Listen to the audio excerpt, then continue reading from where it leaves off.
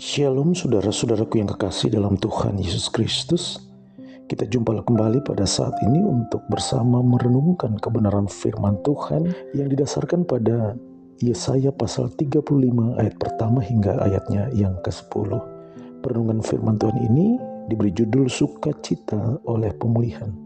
Saudara-saudaraku yang kekasih dalam Tuhan Yesus, sejak manusia jatuh ke dalam dosa dan sejak manusia diusir dari Taman Eden, manusia harus bersahabat dengan alam dan lingkungan di mana ia hidup. Tuhan berkata, dengan susah payah kau mencari makan dari tanah sumber hidupmu. Karena itu, jika alam dan lingkungan di mana manusia hidup itu rusak, maka sengsaralah hidup manusia. Saudara-saudaraku yang kekasih dalam Tuhan Yesus, kitab Yesaya kembali menggambarkan bahwa oleh dosa juga bangsa Israel dibuang ke Babel. Di tanah pembuangan di Babel, penderitaan bangsa Israel sebagai umat Allah menjadi berlipat-lipat. Mereka pun harus hidup tertindas di bawah pemerintahan penguasa pada saat itu. Selain itu juga alam dan lingkungan di mana mereka hidup sangat tidak bersahabat. Ini yang lebih dulu digambarkan dalam pasal 34 dari kitab Yesaya. Tentu saja harapan hidup sudah tak tersisa. Hidup yang dijalani kini tinggal menghitung hari di mana saat-saat kematian semakin dekat. Namun saudaraku, ketika kita memasuki pasal 35 ayat yang pertama hingga ayat yang ke-10 disampaikan suasana hati umat berubah.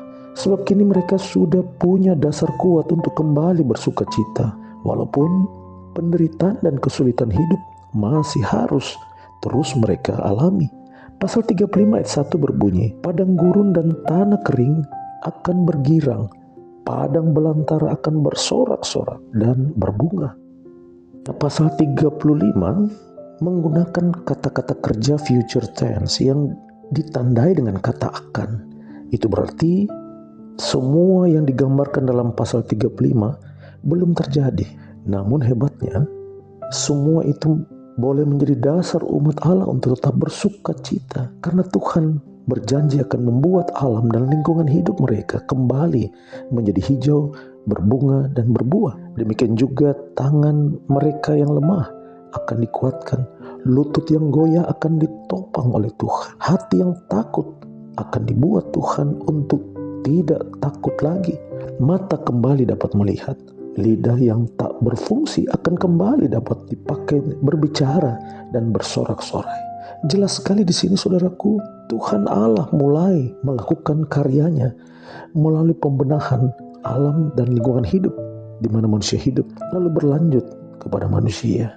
Ini menunjukkan bahwa Tuhan menghendaki bukan saja diri kita yang sembuh atau bebas dari dosa, namun seluruh ciptaannya dipulihkan. Suatu karya penyelamatan yang benar-benar menjangkau segala aspek kehidupan manusia. Saudaraku, perikop ini kita renungkan di minggu Advent yang ketiga, di mana tantangan, pergumulan, dan segala bentuk kesulitan hidup masih harus menjadi bahagian dalam hidup kita. Sebagai orang yang telah diselamatkan, berpengharapan pada janji kedatangan Kristus yang kedua, sepatutnya menjadi dasar buat kita untuk senantiasa bersukacita. Dan sukacita itu pada gilirannya membangkitkan semangat hidup yang terus-menerus bertumbuh dan bermakna selama kita hidup.